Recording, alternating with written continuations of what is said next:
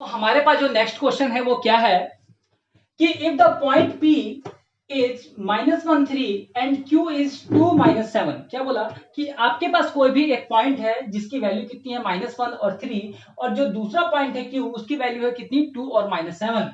Then the magnitude of PQ vector is कितनी value होगी। सोचो।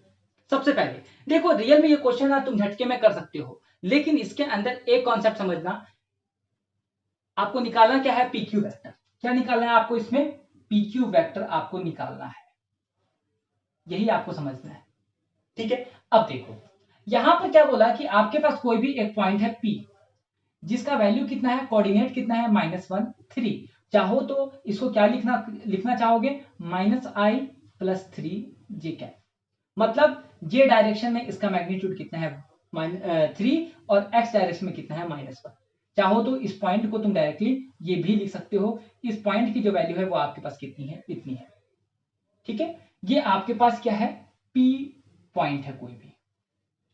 और जो दूसरा पॉइंट है वो क्या है आपके पास, Q पॉइंट है। कहीं भी मान सकते हैं, मान लेता मैं ये कोई Q पॉइंट है और इसकी वैल्यू कितनी है आपके पास, this value will be equals to 2i-7j। बात समझ में आ गई। अब आपको निकालना क्या है, आपको निकालना है PQ वेक्टर। मतलब आपको इस यहां से लेकर यहां तक का बीच का मैग्नीट्यूड निकालना है, PQ vector then the magnitude of this. चाहे तो ये क्वेश्चन में आपको ये बोल दिया होता कि आपको जो PQ वेक्टर है उसका मैग्नीट्यूड निकालना है, चाहे तो आपको ऐसे बोल दे, चाहे आपको मैग्नीट्यूड ऑफ दिस बोल दे, मतलब सेम है। ठीक है, तो थोड़ा सा समझना इस चीज को। अब देखो, मैंने आपको एक चीज बताई है कि यदि कहीं पे भी कोई भी पॉइंट है और उसका कोऑर्डिनेट गिवन है तो याद रखना उसका कोऑर्डिनेट हमेशा किसी न किसी चीज के रेस्पेक्ट में तो होगा। जैसे मैं तुमसे पूछूं, तुम्हारे नंबर आए 89%, what is the meaning of 89%? मतलब क्या हुआ, रियल में वो किसकी रेस्पेक्ट में है, 100% के रेस्पेक्ट में कितना है, 89% है।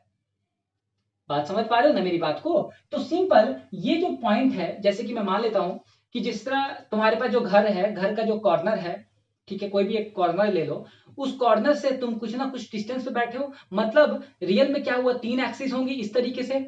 मान लो कि this is your x axis, this is your y axis and this is your z axis.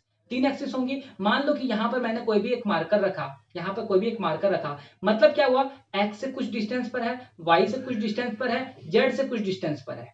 मेरी बात समझ पा रहे हो ना। मतलब क्या हुआ, ओरिजिन के कोऑर्डिनेट कितने हैं, 0 0 0, और ये मार्कर क्या है, कुछ डिस्टेंस के ऊपर है, and this distance is known as this point is P। बात समझ में आ गई ना। चलो, Q पॉइंट क्या है आपके पास, ये है। तो आपको यहां पर जो निकालना है वो क्या निकालना है, PQ वेक्टर निकालना है। देखो, रटने के लिए रट लो, लेकिन समझने के लिए जो कॉन्सेप्ट बताया है वो कॉन्सेप्ट दिमाग में रखना। ठीक है, अब देखो यहां से PQ वेक्टर की वैल्यू आपके पास कितनी हो गई, position vector of Q minus में पोजीशन वेक्टर ऑफ P। ये बात तो आप लोग बहुत अच्छे से जानते हैं। ठीक है, तो यहां से देखिए पोजीशन वेक्टर ऑफ Q कितना है आपके पास, 2i वेक्टर माइनस में 7j कैप, वेक्टर नहीं बोलो, 2i कैप माइनस में 7j cap minus of i+3j cap. बात समझ में आ गई। यदि आप इसको देखेंगे तो ये क्या है, this is your PQ vector. अब इसकी वैल्यू देखिए कितना हुआ, माइनस और माइनस प्लस, मतलब this value will be equal to 3j cap.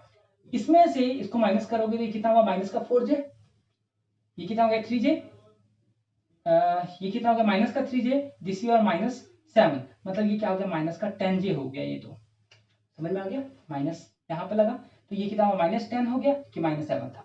तो ये जो बचा बच्चों वो क्या बचा, दिस इज और PQ वेक्टर। लेकिन आपको निकालना क्या है, PQ वेक्टर का मैग्नीट्यूड। और मैग्नीट्यूड निकालने का तरीका आपको मुझसे भी ज्यादा अच्छे तरीके से पता है। क्या चीज, जो भी वैल्यू होती है उसके कोफिशिएंट का स्क्वायर, दिस इज योर आई। ठीक है, मतलब जो भी कोफिशिएंट है, एक्स वाई जेड का कोफिशिएंट, मतलब रियल में क्या होता है। एक चीज और दिमाग में रखना, जो बच्चे यदि नहीं पढ़े हैं थ्योरी तो वो भी थोड़ा सा दिमाग में रखना कि जो फॉर्मूला होता है वो क्या होता है, X square Y square plus Z square, मतलब coefficient of I, coefficient of J and coefficient of Z. तो यहां पर आपके पास जेड का कोफिशिएंट कितना है, नहीं है, मतलब क्या है, 0 जेड होता है। मतलब मैं इसको बोल सकता हूँ 0 जेड। ठीक है, लेकिन हम लोग नहीं लिखते हैं। लेकिन दिमाग में रखना, यदि कुछ ऐसा है तो फिर भी, यदि कोई क्वेश्चन कॉम्प्लिकेटेड है तो ये सारे फैक्टर काम करते हैं वहां पर।